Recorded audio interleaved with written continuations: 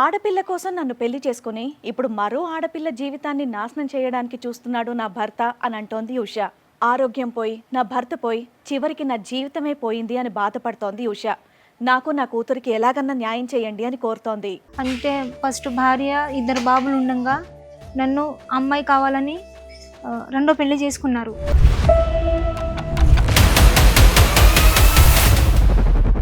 మా నాన్న బాగా తాగుబోతు, మా అమ్మ పిచ్చిది. మేము నలుగురం అక్క చెల్లెలను చదువుకోలేదు. తర్వాత ఆయన వచ్చి నేను చూసుకుంటాను, మంచిగా ఇంట్లో తీసుకెళ్తాను.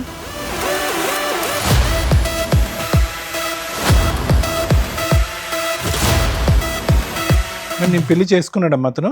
పెద్ద భార్యకి తెలియకుండా గుళ్ళో పెళ్లి చేసుకున్నా.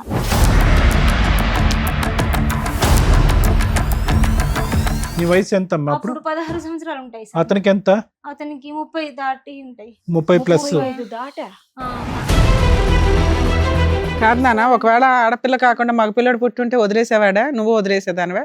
నన్ను చేసుకున్న తర్వాత కూడా ఇంకొక అమ్మ పేరు పెట్టుకున్నాను.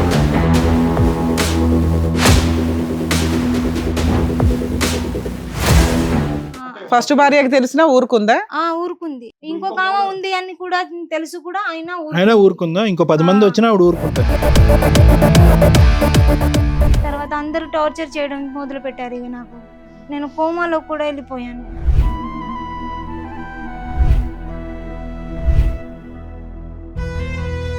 నువ్వు దేనికి పనికిరావు, సంసారానికి పనికిరావు, దేనికి పనికిరావు, నీకెందుకు ఉట్టిగా సాధాలు నేను ఇంట్లో.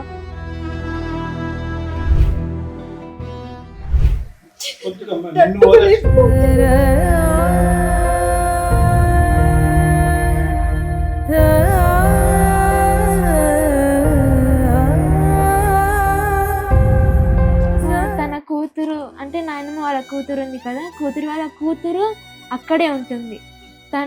తను పడుకుంటది, తను తింటది, తనకే పెడతారు. కానీ నేను పనులు చేస్తాను, నేనంతా చేస్తాను, కానీ నాకు ఒక్క ఏమీ పెట్టరు. తిను అమ్మా అని కూడా అడగరు, నన్ను ఏమీ అడగరు.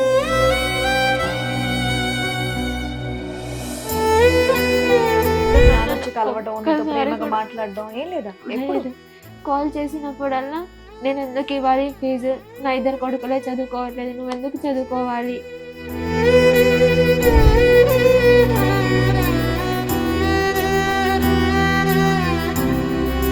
అమ్మకి కూడా అన్యాయం చేశారు. మొన్న ఆపరేషన్ అయింది, ఒక్కళ్ళు కూడా రాలేదు. నేనే కాళ్ళ మీద పడి నేనే చూసుకున్నాను అమ్మని.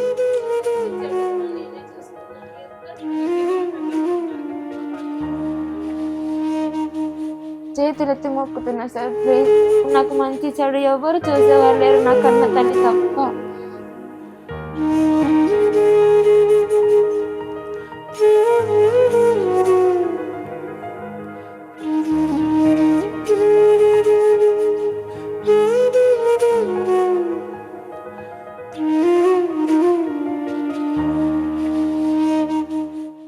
ఉషా గారు ఎక్కడి నుంచి వస్తున్నారండి? ఖమ్మం నుంచి వస్తున్నాను. ఖమ్మం నుంచి. చెప్పండి, ఇక్కడ వరకు దేనికి రావాల్సి వచ్చింది? దేనికి అంటే నన్ను రెండో పెళ్లి చేసుకున్నారు. రెండో పెళ్లి చేసుకున్నా. అంటే ఫస్ట్ భార్య ఇద్దరు బాబులు ఉండగా నన్ను అమ్మాయి కావాలని రెండో పెళ్లి చేసుకున్నారు. పాప కావాలి. హస్బెండ్ నన్ను నీది రెండో పెళ్లి? నాది రెండో పెళ్లి. పాప కావాలని రెండో పెళ్లి నన్ను చేసుకున్నారు. అంటే ఆయనకి మొదటి భార్య ఉంది, ఆయనకి అబ్బాయిలే, ఇద్దరు అబ్బాయిలు. అయితే నాకు పాప కావాలి, నాకు పాప అంటే ఇష్టం. ఆవిడతోటే కంటే సరిపోయేది కదమ్మా, నిన్నెందుకు పెళ్లి చేసుకోవడం? అయితే మాది కొంచెం పూర్ ఫ్యామిలీ. లవ్ మ్యారేజా? లేదు మేడం, లవ్ అది ఏం లేదు.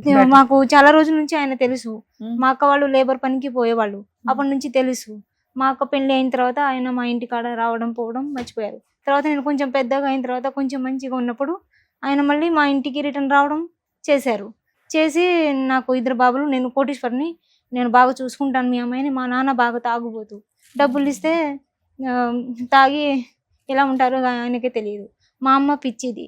మేము నలుగురం అక్క చెల్లెలను చదువుకోలేదు, ఒకళ్ళ కింద జీతాలు ఉండి పనిచేసి బతికిన వాళ్ళం. అయితే తర్వాత ఆయన వచ్చి నేను చూసుకుంటాను, మంచిగా ఇంట్లో తీసుకెళ్తాను, నాకు పాప పుడితే చాలు అని. ఒక పాప పుట్టిన తర్వాత ఇంట్లోకి తీసుకెళ్లారు. తీసుకెళ్ళి వాళ్ళే ఆపరేషన్ చేయించారు. ఒక పాప చాలు, 2 బాబులు ఉన్నారని ఇంట్లో తీసుకెళ్లారు. కానీ నేను పెళ్లి చేసుకున్నాడమ్మా అతను. చేసుకున్నాడు. ఎంత నీ వయసు అంటే ఎంత? తెలియకుండా పెద్ద భార్యకి తెలియకుండా గుళ్ళో పెళ్లి చేసుకున్నారు. నీ వయసు ఎంత అమ్మా అప్పుడు? అప్పుడు 16 సంవత్సరాలు ఉంటాయి సార్. అతనికి ఎంత? అతనికి 30 దాటి ఉంటాయి. 30 ప్లస్. 35 దాటా. 30. ఆయన ఏం పని చేస్తాడమ్మా? ఇప్పుడు 40-44 సంవత్సరాలు అది ఉంటాయి. ఓకేలేండి. అప్పుడు పెళ్లి అయ్యేటప్పుడు నీకు 16, అతనికి 35. 30. 15 సంవత్సరాలు తేడా ఉంది దగ్గర దగ్గర. అయితే మీ ఆయన ఏం పని చేస్తాడు? ఏం చేయడమ్మా, ఇప్పటికి కూడా ఏం చేయడు. ఆయన బండి మీద తిరగడం, మరి ఎలా పెళ్లి చేసుకున్నారు? బోల్డ్ డబ్బు అది ఉంది, అది ఇది. తాయెత్తు అది ఏదో కడతారు వాళ్ళు, మంత్రాలు మ్మ్. ఏదో మ్మ్. కడతారు. అయితే వాటికి ఇక డబ్బులు వస్తాయి. కాదమ్మా, ఆ డబ్బులతో ఎంజాయ్ మా చేస్తారు. నాన్నగారు ఏదైనా నమ్మి తాగేసిన తర్వాత కళ్ళు మూసుకుని పెళ్లి చేస్తాడు అని అన్నారు. కానీ మీరు ఇప్పుడు ఏం చెప్తున్నారంటే మీరిద్దరు వెళ్ళిపోయి గుడిలో పెళ్లి చేసుకున్నాను అని అంటున్నారు. మా నాన్న చనిపోయిన తర్వాత ఆయన గుడికి తీసుకెళ్లి పెళ్లి చేసుకున్నారు. నన్ను చూసుకుంటాను, నేను అమ్మాయి పుట్టిన తర్వాత ఇంటికి తీసుకెళ్తాను అని. తర్వాత అమ్మాయి పాప పుట్టిన తర్వాత ఇంటికి అమ్మ తీసుకెళ్తాను. మాట్లాడటానికి ఏమీ లేదు, ఎందుకంటే అమ్మకి పిచ్చి కాబట్టి. పిచ్చి అంటే తనకు అంత నాలెడ్జ్ ఉండదు. ఏం తను తెలీదు. ఎటు అమాయకత్వం. పోతున్నారు, ఏం నువ్వు చేస్తున్నారు. 5 ఆడపిల్లలు ఎన్నో అమ్మాయివి? నేను 4 ఆమెని. పైన 3 బానే ఉంటారా? పైన ఒక అక్క చనిపోయింది. ఒక ఇంకో అక్కకి పెళ్లి చేసేసారు, ఇంకొక అక్కకి. ఆ. తర్వాత ఆమెకి 3 పిల్లలు. ఆయన భర్త చనిపోయిండు. ఉమ్. అక్కడ వాళ్ళు ఆ ఫ్యామిలీతో వాళ్ళే అక్కడే ఓకే, ఉంటారు. మీ మూడో ఆవిడ? మూడో అక్క కూడా పెళ్లి అయిపోయింది, 2 పిల్లలు. వాళ్ళు కూడా మరి వాళ్ళిద్దరిలో ఆల్రెడీ కుటుంబాలు వచ్చినాయి కదా, నీకు మంచి అబ్బాయినే చూసి పెళ్లి చేయొచ్చు, మంచి అబ్బాయిని. చనిపోయాడు అంట. మా నాన్న తాగి చనిపోయారు. తర్వాత మా అమ్మ అంతా- మరి మీ చెల్లి పరిస్థితి ఏంటి? మా చెల్లి చదువుకుంది. ఇప్పటికీ చదువుకుంటున్నా? చదువుకుంటుంది.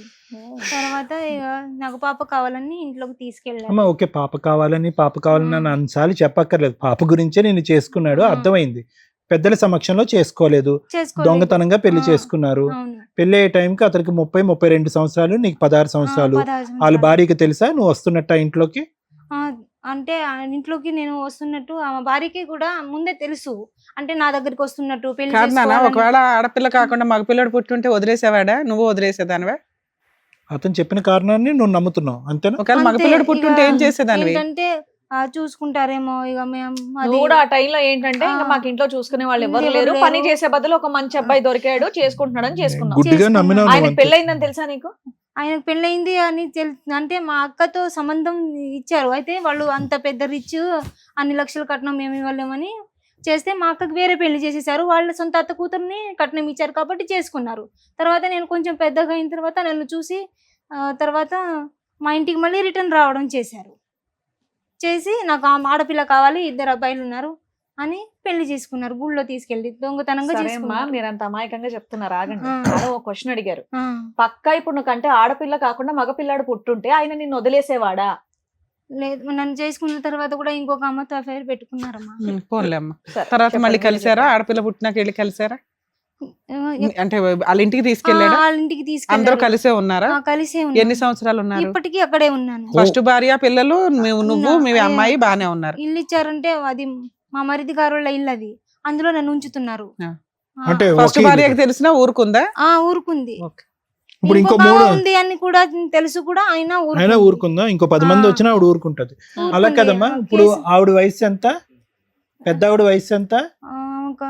ఉంటది సార్, సరే. 39 సంవత్సరాలు. పెద్ద వయసు ఆవిడకి. ఆ. ఓకే, వాళ్ళిద్దరికి దగ్గరగా ఆ, ఉంది. ఇతను ఏమి లైన్ లో చిన్నపిల్లల్ని ఏం పెళ్లి చేసుకోడు. ఆ, నిన్న ఒక్కదాన్నే 16 సంవత్సరాల అమ్మాయిని ఆ. చేసుకున్నాడు. అవును సార్. సరే చెప్పమ్మా. సారీ, నీకు ఆడపిల్ల పుట్టిందా? పుట్టింది సార్, ఇంట్లోకి తీసుకెళ్లారు. ఓకే, ఇక ఇంకో అమ్మాయితో అఫేర్ ఉందని నేనంటే సార్ నన్ను అందరూ తిట్టారు. నువ్వు చేసుకోలేదా, నా అంతే అబ్బాయి కదా. ఎంతమందిని చేసుకుంటే నీకేంటి అని మా అత్తయ్య తిడుతుంది. ఉమ్. తర్వాత అందరూ టార్చర్ చేయడం మొదలు పెట్టారు. ఇక నాకు ఉమ్. నేను కోమాలో కూడా వెళ్ళిపోయాను. ఎందుకు టార్చర్? ఎందుకమ్మా? దేని గురించి టార్చర్? టార్చర్ పాప పుట్టిన తర్వాత అది ఆస్తి పాస్తి మొత్తం అది ఉంటది కదా సార్. నువ్వేం కట్నం తీసుకొచ్చావని నీకు రాసి ఇవ్వాలి, నువ్వు లేబర్ అప్పుడే ఆస్తి టాపిక్ ఎంత? మీ పిల్ల వయసు ఎంత ఇప్పుడు? 15 అంతే. మా మామయ్య గారి పేరు మీద ఉంది ఆ ఆస్తి. అవును. అయితే చిన్న కొడుకు పేరు మీద చేసేసారు, బిడ్డ పేరు మీద ఎకరం చేసేసారు. మా మామయ్య గారు ఎకరం ఉంచుకున్నారు. అయితే వీళ్ళ డాడీ పేరు మీద చేస్తే ఈ అమ్మాయికి వాటా వస్తుందని పెద్ద భార్య పేరు మీద చేయించారు. సో నీకేమీ లేకుండా చేశారని చెప్పి నువ్వు చేశారు. ప్రశ్నించావు. ప్రశ్నించాను, అంతేనా? కేసు కూడా వేశాను. కేసు కూడా ఎప్పుడు వేశాను. వేసారు కేసు? ఆగస్ట్ అంటే 2003లో వేసాను. 2023లో. 23లో 23. ఓకే. వేసాను. అయితే సార్ ఏమన్నారంటే, ఎస్ఐ సార్ కోర్టులో వేసుకోమ్మా, ఎఫ్ఐఆర్ రాస్తానని చెప్పారు. అయితే పెద్దవాళ్ళు కోర్టు ఉదయం వద్దు, పాపకి 10 గుంటల పొలమును 2 గదులు ఇల్లు కట్టించి మంచి చెడు అన్ని చూసుకోవాలి అని చెప్పారు. 2.5 ఎకరాల్లో పాపకి 10 గుంటలు రాసి ఇవ్వాలి, తనకు గిఫ్ట్ రిజిస్ట్రేషన్ కింద రిజిస్ట్రేషన్ చేయించాలి అని చెప్పారు. అయితే తర్వాత మేడం నాకు హెల్త్ బాగలేదు, గాలి బ్లాడర్లో రాయి వచ్చింది. రాయి వస్తే నేను కొంచెం నా కూలి నేనే చేసుకొని బతుకుతున్నా, ఏమి ఇయ్యడు. సారీ అమ్మా, ఏ ఆరోగ్య సమస్యలు ఉన్నాయమ్మా నీకు? గాల్ బ్లాడర్ లో స్టోన్ ఒకటి, ఇంకా కొంచెం నరాల వీక్నెస్, కోమాలోకి వెళ్ళిపోయాను నేను. ఈ టార్చర్స్ అన్ని కోమాలోకి వెళ్ళటం అంటే ఎలా వెళ్తారమ్మా? ఏమైంది? నేను బాగా వాంతింగ్స్ చేసుకున్నాను. ఎప్పుడు, ఎంతకాలం క్రితం? 2020లో. స్పృహలో లేకుండా ఎంతకాలం ఉన్నారు మీరు? 5 రోజులు ఉన్నాను. 5 రోజులు కోమాలో ఉన్నారు, స్పృహ లేకుండా.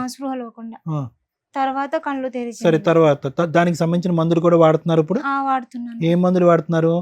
ఇక 2 సంవత్సరాల దాకా వాడాను. ఇప్పుడు ఆపేశారు? పర్వాలేదమ్మా ఇప్పుడు. ఏ మందులు వాడేవారో తెలుసా మీకు? మొన్న అంతకు ముందు 2 years వరకు ఏం డాక్టర్ గారు ఇచ్చారు కానీ నాకు అర్థం కావటం గురించి అమ్మా. ఫిట్స్ గురించి వాడారా? ఫిట్స్ గురించి, రైట్, ఫిట్స్ గురించి వాడాను.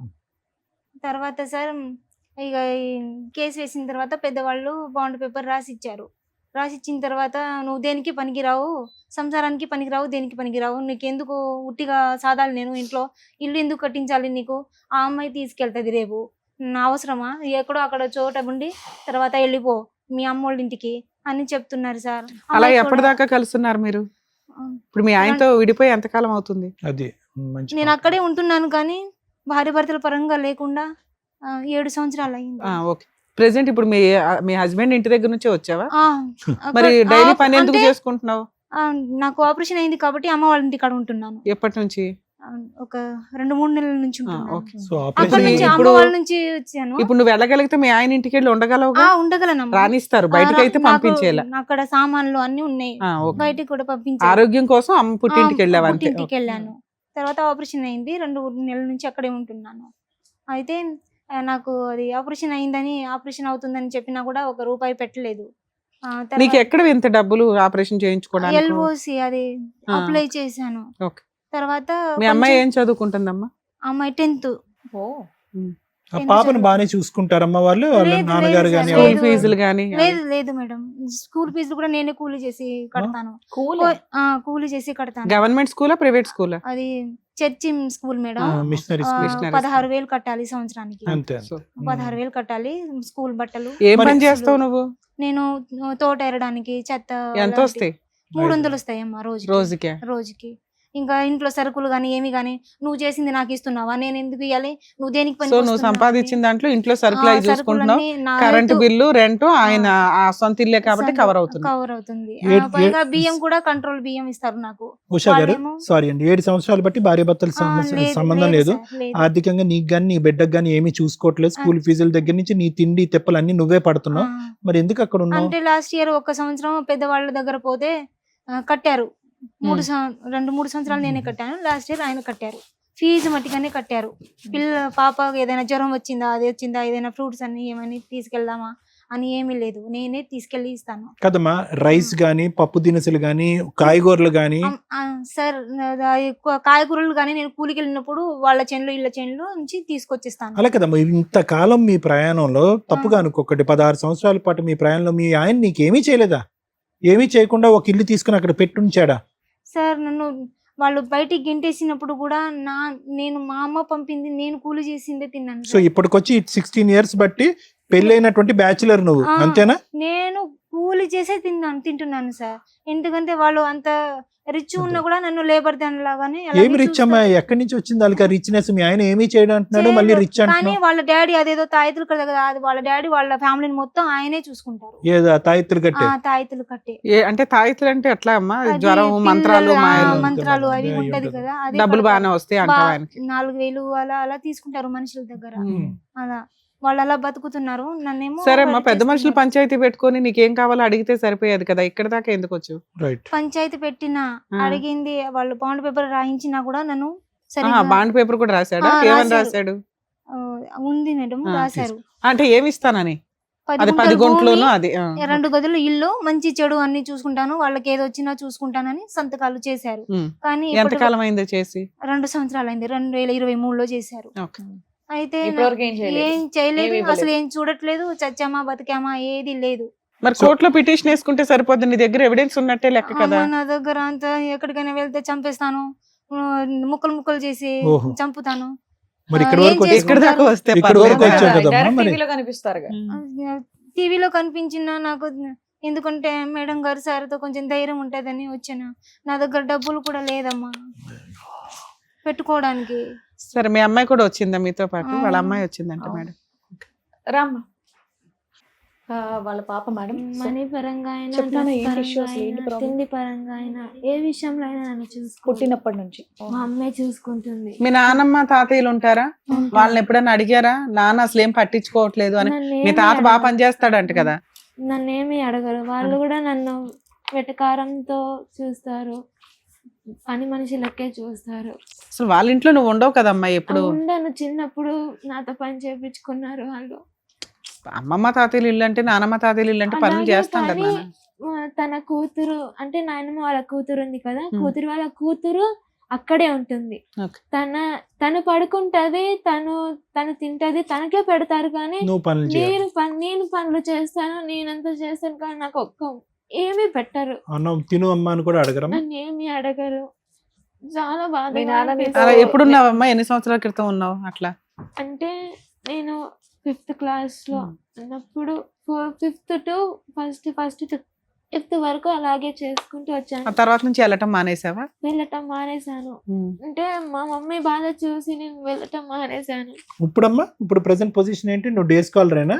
కాదు, హాస్టల్లో ఎప్పటి నుంచి హాస్టల్లో ఉంటున్నారు మీరు? 6th నుంచి హాస్టల్. 6th నుంచి హాస్టలే. నేను అక్కడే Okay. మీ ఉంటున్నాను. నాన్న వచ్చి కలవడం, నీతో ప్రేమగా మాట్లాడడం ఏం లేదా? ఎప్పుడు?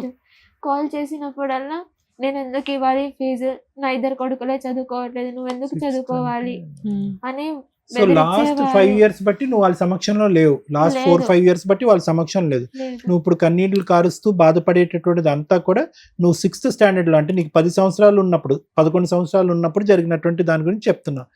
నువ్వు ఆ బాధ గురించి ఏడుస్తున్నావా, లేదంటే అమ్మకు కూడా వాళ్ళు అన్యాయం చేస్తున్నారు? అమ్మకి కూడా అన్యాయం చేశారు. మొన్న ఆపరేషన్ అయింది, ఒక్కళ్ళు కూడా రాలేదు. నేనే కాళ్ళ మీద పడి నేనే చూసుకున్నాను అమ్మని. మంచి చెడు కూడా నేనే చూసుకున్నాను. ఎవ్వరు మీ రాలేదు. పిన్నులు పెద్దమ్మలు ఉన్నారు కదమ్మా, వాళ్ళంతా మంచి కుటుంబాలే కదా. ఎవ్వరు రాలేదు అప్పటికి. అవును, వాళ్ళు రాకపోతే నీకేం బాధ అనిపించట్లేదా? వీళ్ళు రాకపోతేనే బాధ. బాధ అనిపించింది కానీ మా డాడీ కన్న తండ్రి కదా, అవును.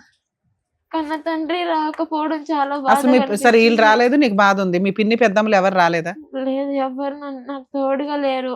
అమ్మమ్మ తోడుగా ఉండేది కానీ రాలేదు. తన ఏమ్మా మీ రక్తం అక్క వాళ్ళు వీళ్ళు ఇచ్చింది. ఎందుకు రాలా నువ్వు హాస్పిటల్లో ఉన్నప్పుడు? అక్క వాళ్ళు అంటే వాళ్ళు కొంచెం, వాళ్ళు కూడా కూలి చేసి బతుకుతారు కదా. కానీ పిల్ల వాళ్ళు ఒక్కతే ఉంటది అడిగేవారు. కదమ్మా, చిన్న పిల్ల. పిల్లకి తోడైతే ఉండాలి కదా ఎవరో మాతో ఒకళ్ళు. పాటు వచ్చిన బాబు ఉన్నారు, కొంచెం మాకు హెల్ప్ చేశారు. ఇప్పుడు కదా నీ వచ్చిన పుట్టి, బాబు మేడం అడిగేది నీ ఆ. పుట్టింటి నుంచి నీకేమైనా సపోర్ట్ ఉందా? లేదు, లేదంటే లేదు. వాళ్ళు కూడా మీ అత్తింటి లేదు, మా వాళ్ళలాగే చెల్లి మాత్రమే సపోర్ట్ ఉంది మాకు. చెల్లి మాత్రం. ఆ. పెద్ద అవేంటమ్మా ఇద్దరు లేరా? పేపర్స్? మొన్న బోన్ సెటిల్మెంట్ పేపర్ అయినవా? రాసింది. సెటిల్మెంట్ అయింది. అమ్మా ఉషా, ఒకటి పాపకి ఏంటమ్మా బోన్స్ ప్రాబ్లం అన్నారు, ఏమైంది? బ్యాక్ బోన్ ప్రాబ్లం ఉంది, నాకు డిస్క్ ప్రాబ్లం అని చెప్పారు. ఎక్కడ నిమ్స్ స్కూల్లో లో చెప్పారా? పడ్డది. నిమ్స్ స్కూల్ లో కాదు, ఫస్ట్ నేను జాబీ షెట్టిలో వెళ్ళాను. ఖమ్మం హాస్పిటల్. అయ్యే మరి రికార్డ్స్. ఖమ్మం హాస్పిటల్లో జాబీ షెట్టిలో వెళ్తే డిస్క్ ప్రాబ్లం ఉంది, అది తగ్గకపోతే సర్జరీ చేస్తామని చెప్పారు. దానికి మెడిసిన్ ఇది స్కానింగ్ సార్. ఇది హాస్పిటల్ మమ్మీకి ఆపరేషన్ చేసినప్పుడు ఈ వచ్చాను. పాప. ఏది మన గాల్ బ్లాడర్ అమ్మకి ఇక్కడే జరిగిందా? అమ్మకి ఇక్కడే జరిగింది. నీ పాప వెంట. దాని తర్వాత నేను ఇక్కడే చూపించుకున్నాను. సర్జరీ చేయడం అవసరం లేదు, టాబ్లెట్స్ తో సరి అయిపోతుంది, ఫిజియోథెరపీ అని చెప్పారు. అయినా నాకు తగ్గట్లేదు, బాగా నొప్పిగా ఇక్కడ మన ఉంది. నడుము పైన వస్తుందా కిందన వస్తుందా నొప్పి? కిందన కూర్చునే దగ్గర? ఇక్కడ కూర్చునే దగ్గర. ఈ కాళ్ళు లాగిద్ది. మరి వీళ్ళు మందులు పెట్టారు కదమ్మా, ఈ మందులు పెట్టాక ఎలా ఉంది మరి నీకు? అది మందులు వేసుకుంటున్నప్పుడే బాగుంటుంది, బాగుంటుంది. లేదంటే మళ్ళీ పెయిన్. కానీ సర్జరీ అని అన్నారమ్మా. సర్జరీ ఏం చెప్పలేదు, మళ్ళీ ఫిజియోథెరపీ చేశారు. వాటన్నిటికీ ఎటువంటి హెల్ప్ చేయట్లేదు మీ నాన్న. ఈ విషయం లేదు. తెలుసా అట్లీస్ట్ ఇలా తెలుసు, జరిగిందని? ఇదంతా జరిగిందంతా తెలుసు కానీ ఒక్కసారి కూడా రాలేదు మేడం. ఎందుకు చేసుకున్నాడు? ఆడపిల్ల కావాలని ఎందుకన్నాడు? ఇప్పుడు నువ్వు రెగ్యులర్ గా స్కూల్కి వెళ్తున్నావా, లేదంటే ప్రాబ్లమ్ ఇంటి దగ్గర మమ్మీ దగ్గరే ఉంటున్నావా? వెళ్తున్నాను. ఎలా వస్తున్నాయమ్మా మార్కులు, ఎలా వస్తున్నాయమ్మా నీకు? బానే బాగా చదువుకుంటున్నావా? ఏమవ్వాలని నీ జీవితంలో నీ కోరిక పెద్ద అయ్యాక? No. లా చేయాలనా? లా చేసి మీ నాన్న మీద ఫైట్ చేయాలా?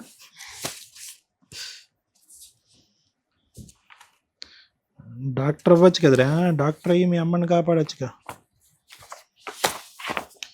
ఏమే స్పైన్ కొద్దిగా అరిగింది అంతేనన్నా, ఏం పెద్ద ఇందులో లేదు. మరి నీకు అంత నొప్పి వస్తుంది అంటే సర్లే. కాలు తిమ్మిరి పడుతుంది. ఏది ఎడంకాలా కుడికాలా? కుడి కాలు. కుడికాలు తిమ్మిరి పెడుతుందా? ఎక్కడ ఇక్కడి నుంచి కింద వరకునా ఇక్కడి నుంచా? కాలు తిమ్మిరి పడుతుంది. బ్యాగ్ మేడం, చేతులెత్తి మొక్కుతున్నా సార్ ప్లీజ్. అలాగే నాకు రావాల్సిన వాటా మా డాడీ వాళ్ళు ఏం చేస్తున్నారంటే పెద్దమ్మ మీద రాపిస్తున్నారు, నాకు రావద్దు అని. మా ఇద్దరు అన్నయ్య 2.5 ఎకరం ఉంది, అది నాకు 10 గుంటలు మాత్రమే రాసిచ్చారు. నాకు మంచి చెడు ఎవరు చూసేవారు లేరు, నా కన్న తల్లి తప్ప. అంతవరకు Please. అర్థమైంది. ఒక నిమిషం, అంతవరకు అర్థమైందమ్మా. మీ ఇద్దరికి మా పూర్తి సానుభూతి, సపోర్ట్ అనేది ఉంటుంది. కానీ ఒకటి, అమ్మ అమాయకత్వము, నువ్వు చదువుకున్న దానివి, మీరు ఆ ఇంట్లోనే ఆ గూట్లోనే మీరు ఉన్నారు. మీరు ఇక్కడికి వచ్చి టీవీ షో ఎదుర్కొంటా కనిపించి ఆ కుటుంబం గురించి మొత్తం ఇలా మాట్లాడి మీ నాన్న గురించి మాట్లాడితే ఏ మొహం పెట్టుకుని వెనక్కి వెళ్తారా మీరు? ఇబ్బంది అవ్వదు అక్కడ? ఆల్రెడీ మీకు షెల్టర్ ఇచ్చారు ఉన్నంతలో సపోర్ట్. అవి మీరు మీ అమ్మ చెప్పినవి కాదమ్మా. కానీ నువ్వు ఒక లా చేస్తాను అన్నావు కదా, నీకు ఇన్స్పిరేషన్ ఉందిగా. ఆలోచన విధానం ఇది కాదు, ఆవిడ కష్టం ఆవిడదే. నువ్వు పర్ఫెక్ట్ గా చదువుకొని మీ అమ్మను పోషించడం ఎట్లా అని ఆలోచించినా. ఈ ఆస్తులు నీకు సంబంధించినవి కాదు, వస్తే వచ్చినాయి లేకపోతే లేదు. ఇంకో 5 ఏళ్ళు అడిగితే నువ్వే జాబ్ చేసి మీ అమ్మను పోషించగలవు. ఆవిడ చేసిన మిస్టేక్ అవి, నీ తలకి చుట్టుకోవడానికి లేదు. నువ్వు చదువుకో అమ్మా, నీ చదువుకో, భవిష్యత్తు ఫస్ట్ కాన్సన్ట్రేట్ చేయి. ఆవిడ ప్రిపేర్ చేసిన డైలాగులు లాగా ఉంటాయి తప్ప నువ్వు అంత ఎమోషన్ అయ్యే అంత కేసు కాదు నాన్న. ఇది మనకి ఎంత అర్హతో అంతే. అట్లాగే నాన్న ఒకటి, చేద్దాము, అమ్మా. మీరైతే అక్కడ కూర్చోండి. ఒకటమ్మా, నువ్వు 6 సంవత్సరాలు 5 సంవత్సరాలు బట్టి ఇంటి బయట ఉండి హాస్టల్లో ఉండి చదువుకుంటున్నావు. దయచేసి నీ మనసును పొల్యూట్ చేసుకోవద్దు. నువ్వు ఏడుస్తున్నావు, బాధపడుతున్నావు కరెక్టే, కానీ ఇది ఒక పెద్ద చిక్కుముడి సమస్య. ఇందులో నువ్వు తలపెట్టావు అనుకో, ఇమోషనల్ గా డిప్రెస్ అవుతావు, చదువు కాస్త నీ అటకెక్కుతుంది. లైఫ్ కాదు, నీ ఇది కాదు. అర్థం? మంచిగా మేము చెప్తున్నాం వినండి, అక్కడ కూర్చొని వినండి నాన్న. అది ఎలా జరుగుతుందో మేము చూసుకుంటాం. ఇందులో ఎక్కువ తలమనుకలావుకు. దీనికి ఏం చేయాలో మీ అమ్మ కంటే ఎక్కువ నువ్వు బాధపడుతున్నావు. నువ్వు చూసింది ఎంత, మీ అమ్మ ఎంతకంటే ఎక్కువ చూసింది అక్కడ. వెళ్ళమ్మా, నువ్వు అక్కడికి వెళ్ళి ఉండు, కూర్చో. నువ్వు కూర్చుని నువ్వు విను మేము ఏం చెప్తున్నావు, ఎక్కువ నువ్వు ఇన్వాల్వ్ అవ్వద్దు. మేడం, మీ అమ్మాయి అడిగింది అది, ఇవి రాసి ఇచ్చినవి మాకు ఇంప్లిమెంట్ చేయించండి. వాళ్ళు 2.5 ఎకరాలు వాళ్ళ దగ్గరే ఉండిపోయినాయి, మాకు దీని ప్రకారం ఇప్పించమంటారా, చట్ట ప్రకారం ఎంత వస్తుందో అంత అని అడుగుతున్నారా? మేడం, మీ న్యాయం ప్రకారంగా ఎంత వస్తుంది పాపకి అలా? సరే, ఇక్కడ ఆల్రెడీ ఒక 20 మంది 10 మంది ఉండి సెటిల్మెంట్ చేశారు మీకు.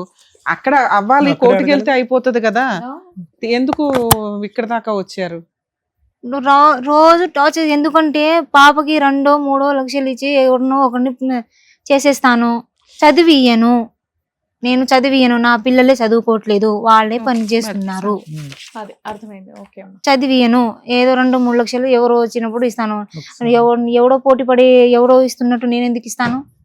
వాళ్ళు ఇచ్చినట్టు, వాళ్ళు బాగా ఇస్తున్నట్టు నేను ఎందుకు ఇస్తాను? ఎవరినో ఒకరిని చూసి ఇచ్చేస్తాను అలా అంటున్నారు సార్. పైగా ఇప్పుడు అక్కడ అందరూ టార్చర్ చేసేవాళ్ళే. ఇక ఎవరు నన్ను చూసుకోవట్లేదు, పాపని చూసుకోవట్లేదు. ఏదైనా ఉంటే సెటిల్మెంట్ చేస్తే నేను పాప వేరే చోట ఎక్కడైనా బతుకుతాం. అది మీ ఆయనతో ఒకసారి ఏమైనా మాట్లాడమంటారా?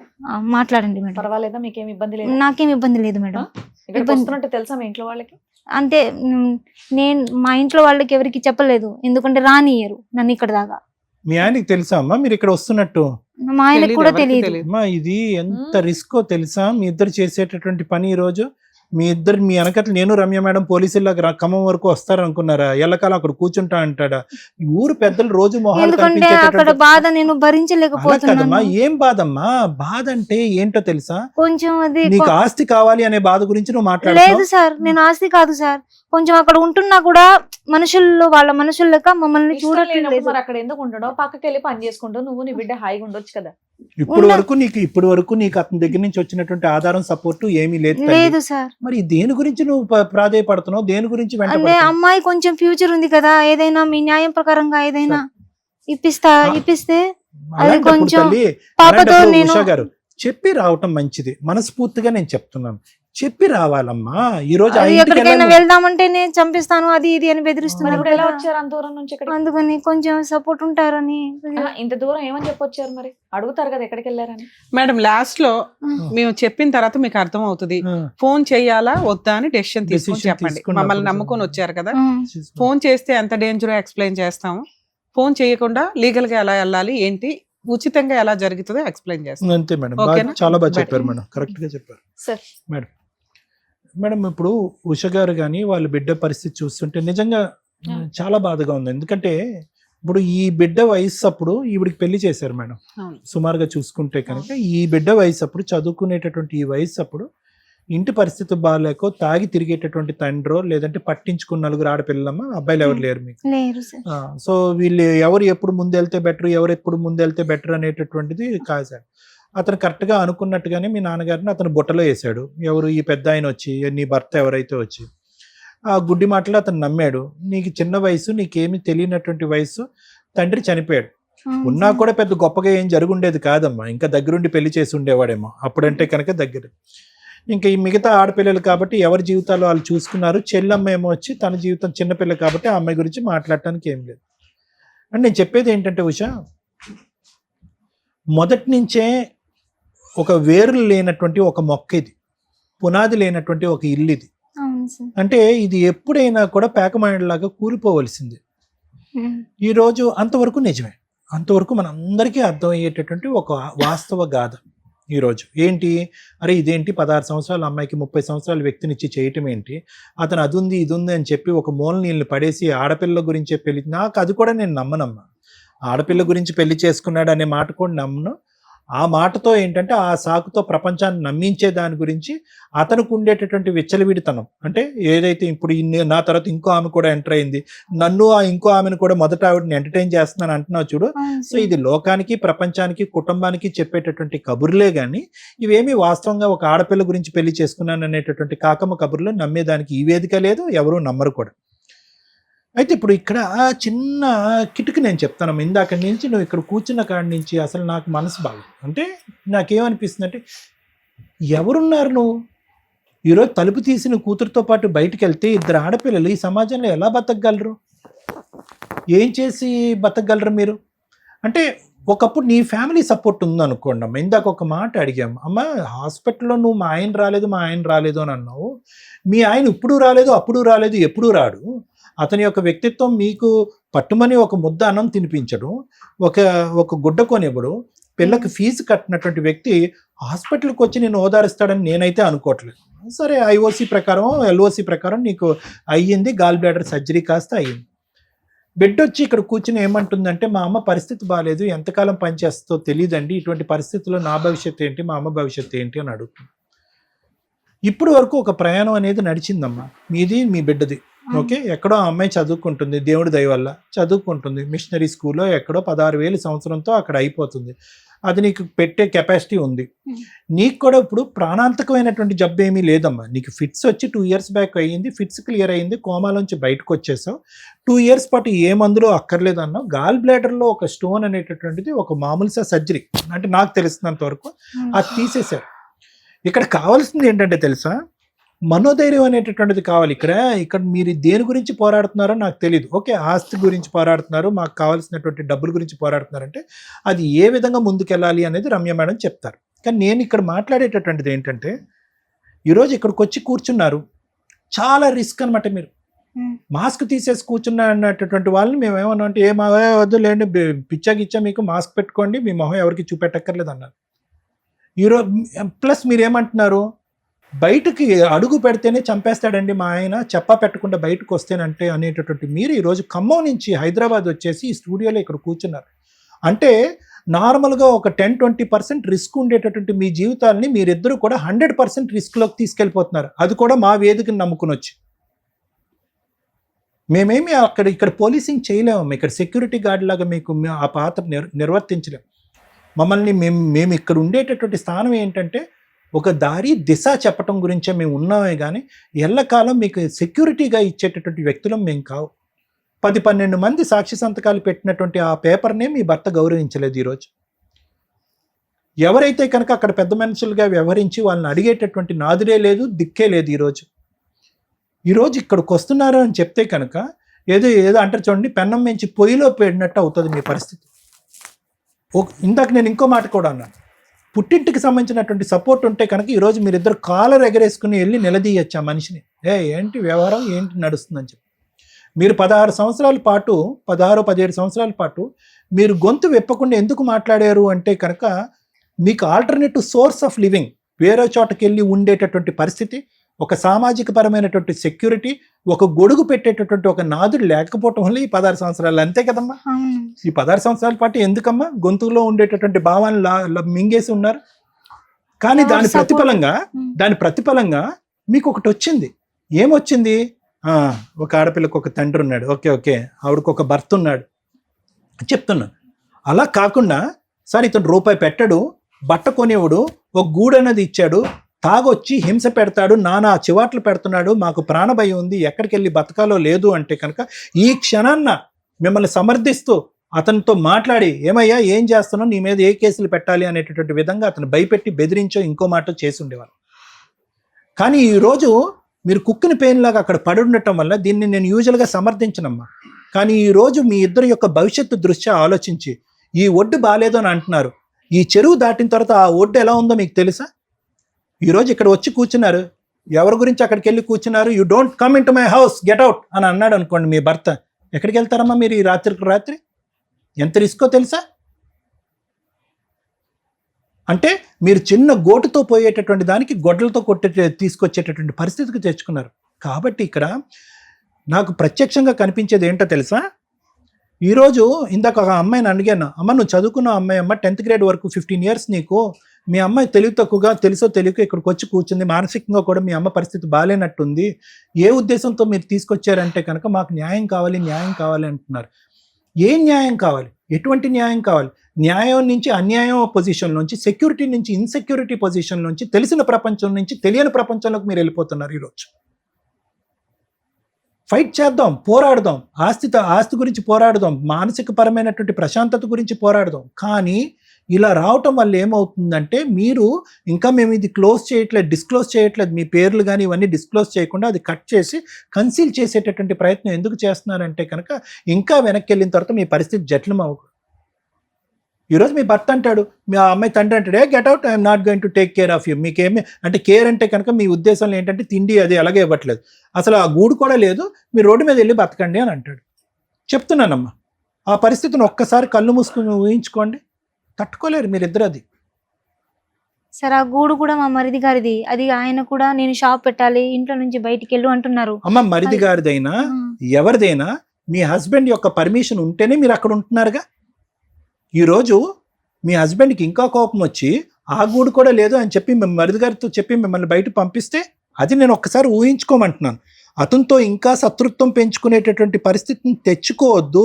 ఈరోజు మీకు ప్రధానంగా కావాల్సింది ఏంటంటే సామాజిక పరమైనటువంటి భద్రత కావాలి ఇద్దరు ఆడవాళ్ళకి. అతను ఎవరో పెద్ద ఆయన అక్కడ వచ్చి కూర్చున్నాడు, అతను ఎంతకాలం నిలబడతాడు? ఎవరు ఉండరు. మీరిద్దరు ఎన్ని సముద్రాలు ఈడుతారు? ఆ అమ్మాయి లాయర్ అవ్వాలి అనుకుంటున్నారు, బోల్డంత భవిష్యత్తు కళ్ళగంటుంది ఆ అమ్మాయి. ఈరోజు ఇవన్నీ కావాలి అంటే దీనికి ఒక కుటుంబం కావాలి. ఇక్కడ హింసలు జరగలే, హత్యలు జరగలే, ఫిజికల్ టార్చర్ లేదు, ఇక్కడ మానసికంగా నిన్ను దూరం పెట్టారు. దానికి ఎలా పోరాడాలి, ఆస్తిపరంగా ఏం ఫైటింగ్ చేయాలన్నది ఆలోచిద్దాం. కానీ కంప్లీట్గా ఇలా చిన్న తాడుతో ఏలాడేటటువంటి మీరు కత్తిరి తీసుకుని ఆ తాడుని కూడా కట్ చేసుకోవద్దు అనేటటువంటిది నా విజ్ఞప్తి. దయచేసి ఆలోచించుకోండి. ఇది ఫైటింగ్ చేద్దాం, కానీ ఏంటంటే ఉన్న పరిస్థితి నుంచి ఇంకా దిగజారేటటువంటి పరిస్థితిని తెచ్చుకోవద్దు. మీ ఇద్దరు చాలా అంటే చాలా డిప్రెషన్లో ఉన్నారు, మానసిక వేదనలో ఉన్నారు. ఆ డిప్రెషన్ అది తొలగించి మీరు ఆలోచించగలిగితే కనుక మీ పోరాటం క్లియర్ కట్గా ఎలా వెళ్ళాలనేటటువంటిది, ఏ దారిని వెళ్ళాలన్నది మీకు అర్థం అవుతుంది. Thank you sir. కొంచెం బాధగా అనిపిస్తుంది ఎపిసోడ్ మనం ఏదైతే చూస్తున్నాం. ఇందాక సార్ చెప్పారు వాళ్ళిద్దరూ డిప్రెషన్లో నిజం, ఎందుకంటే చూస్తే మనకే అర్థమైపోతుంది. ఎక్కడ మెడికల్గా పెద్ద తెలియాల్సిన అవసరం కూడా లేదు. సార్ ఎక్స్పర్ట్, ఇంకొంచెం ఈజీగా ఎవిడెన్స్ తోటి మాట్లాడుతుంది. సెకండ్ మ్యారేజ్లు చేసుకుంటే మీ అవసరాల కోసం మీరు సెకండ్ మ్యారేజ్ చేసుకుంటున్నారు, కానీ దాని పర్యవసానం ఎవరు అనుభవిస్తున్నారు? మీ పిల్లలు.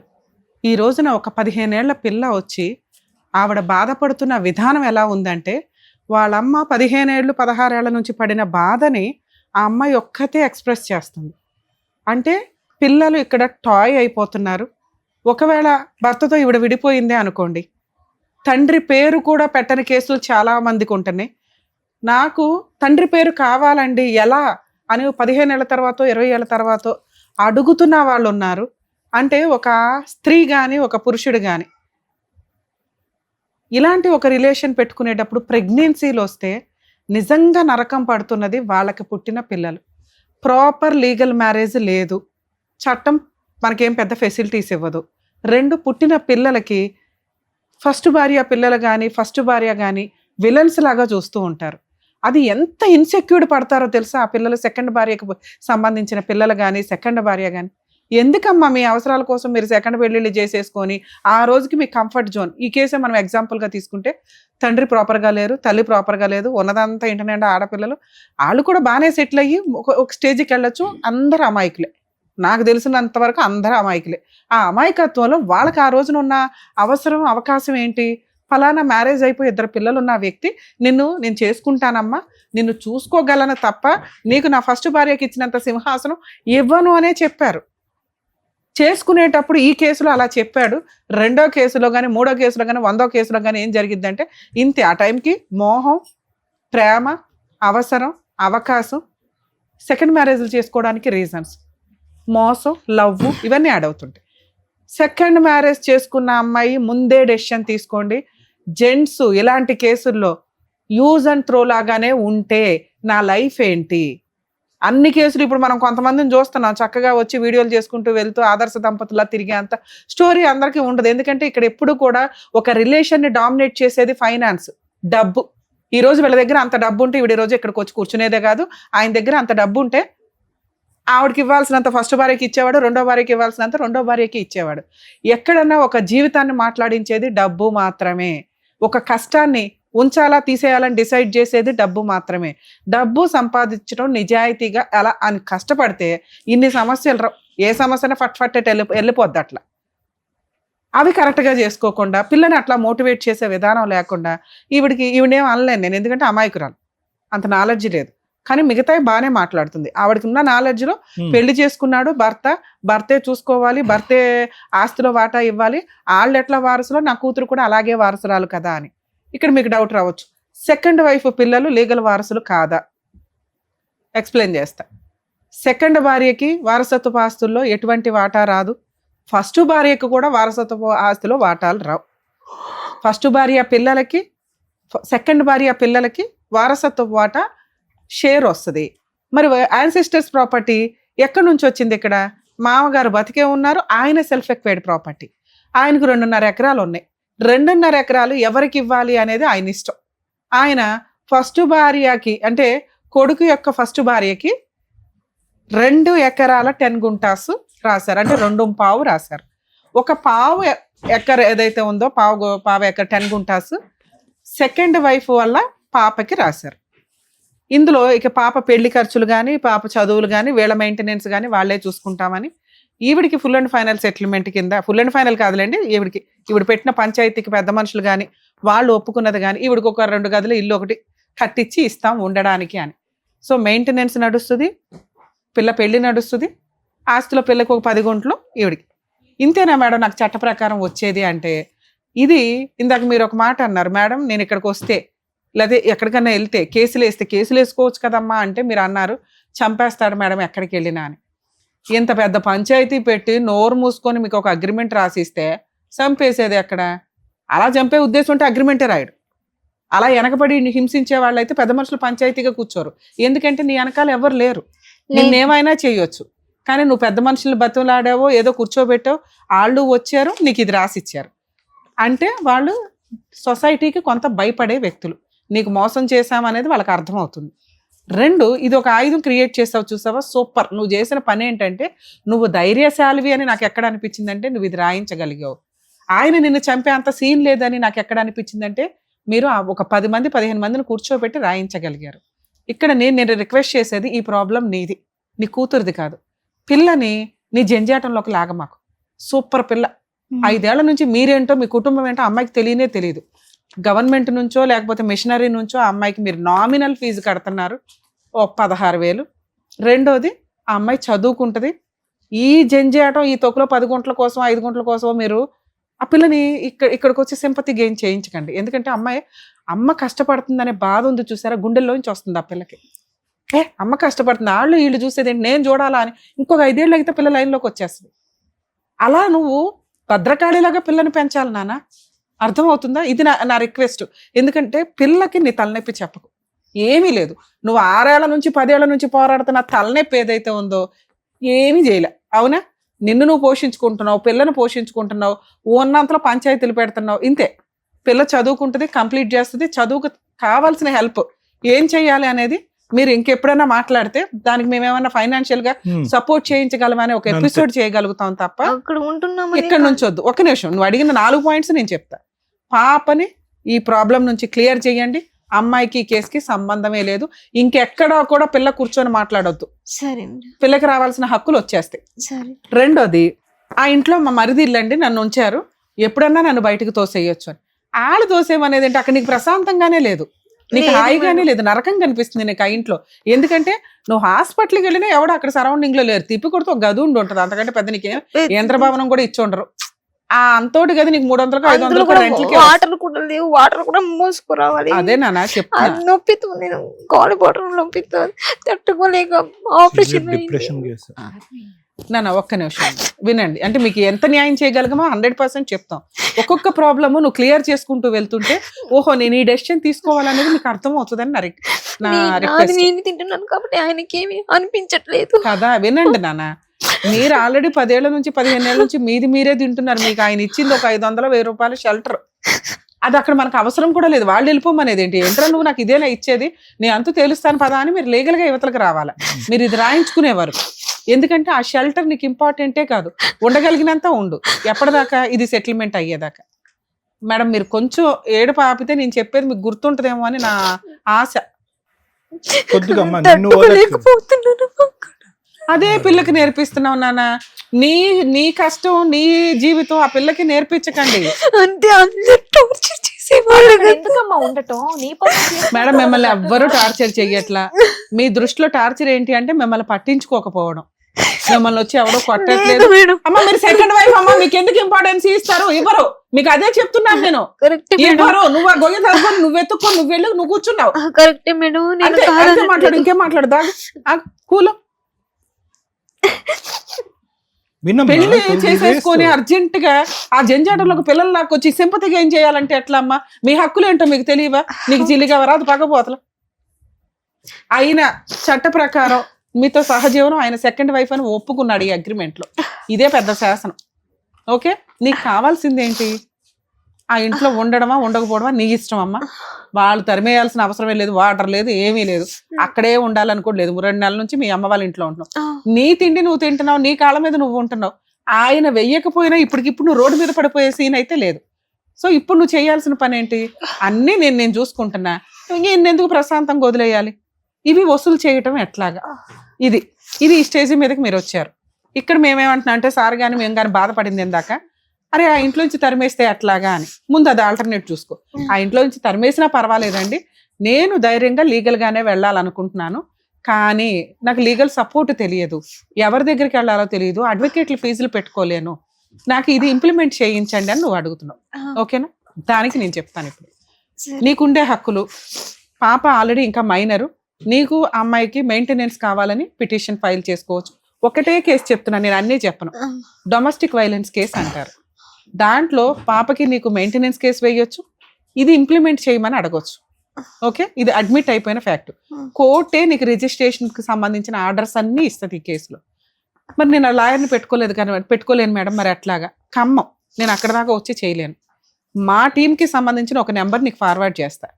మీరు 100% మీ వంతు ప్రయత్నం మీరు చెయ్యండి. ఎక్కడన్నా తేడా కొడితే మేమేం చేయాలో నీకు మళ్ళీ ఫోన్లో చెప్తాం. ఎందుకంటే మీరు ఈ ఒక్క కేసు ఫైల్ చేస్తే మీకు సెటిల్మెంట్ అవుతుంది. దీనికి ముందు నువ్వు చేయాల్సిన పని, పోలీస్ స్టేషన్కి వెళ్ళి ఒక కంప్లైంట్ ఇవ్వు. అక్కడ ఎవరు ఫోన్ నిన్ను ఎంటర్టైన్ చేయట్లా, ఎందుకంటే నువ్వు మాట్లాడే విధానం వాళ్ళకి తెలియపోయింది అనుకో, నాకు ఒక ఫోన్ చేయి, నేను మాట్లాడతా పోలీసులతో. పోలీస్ స్టేషన్ లో నీకు మ్యాటర్ సెటిల్మెంట్ అవుతుంది.